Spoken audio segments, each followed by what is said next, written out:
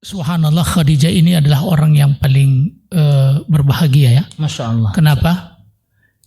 Kan dalam hadis Rasulullah SAW menyebutkan ayyuma mra'atin matat wa zawjuha anha radin dakhalatil jannah. Wanita manapun ketika dia meninggal dan suaminya ridho terhadap dirinya, maka dia akan masuk surga. Melihat dari kehidupan Rasulullah SAW setelah ditinggal oleh Khadijah, Rasulullah selalu mengingat-ingat kebaikannya, menyebut-nyebut kebaikannya. Berarti Rasulullah adalah orang yang paling ridho terhadap istrinya. Masya Allah. Untuk manusia biasa saja sudah ada jaminan dari Rasulullah SAW, wanita manapun meninggal lalu kemudian suaminya ridho terhadap dirinya, maka dia masuk surga. Apalagi kalau yang ridho adalah Rasulullah SAW. Maka betapa berbahagianya Khadijah. Iya, adalah manusia yang sangat berbahagia dan beruntung di permukaan bumi ini. Kenapa? Karena Rasulullah SAW sebagai suaminya, dan ketika dia meninggal, suaminya ridho terhadap dia, bahkan dia bersedih akan kepergian istrinya.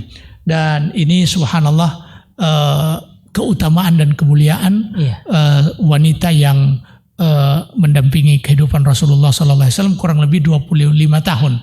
Dan Rasulullah SAW tidak ta'addud atau tidak poligami kecuali setelah kematian. Ini kelebihan Khadijah. Ini kelebihan Khadijah. Tapi ini bukan syarat poligami.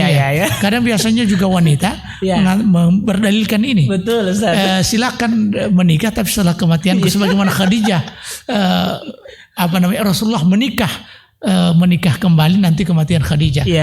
Kalau seandainya seperti itu, maka para sahabat tidak akan menikah saat suami istri mereka masih hidup. Berarti mereka pahami itu bukan syarat. Itu bukan syarat. Kira-kira seperti itu.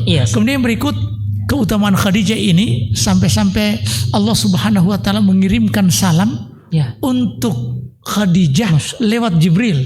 Subhanallah. Ini salam yang luar biasa dari Allah Subhanahu wa taala, kemudian lewat Jibril, dan disuruh beritahukan kepada Rasulullah sallallahu alaihi wasallam, dan disusul dengan gembirakan kepada dia bibaitin fil jannah min qasabin la nasaba fi la qasaba la qasaba fiha wala nasab.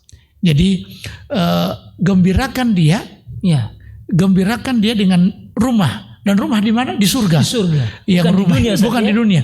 Rumah itu tidak ada kesulitan, tidak ada kecapean, dan juga tidak ada keributan. Kenapa tidak keributan? Karena memang dia tidak pernah mengangkat suara kepada suaminya. Kenapa tidak ada keletihan? Karena di rumah dia tidak pernah membuat tekanan psikis terhadap suaminya.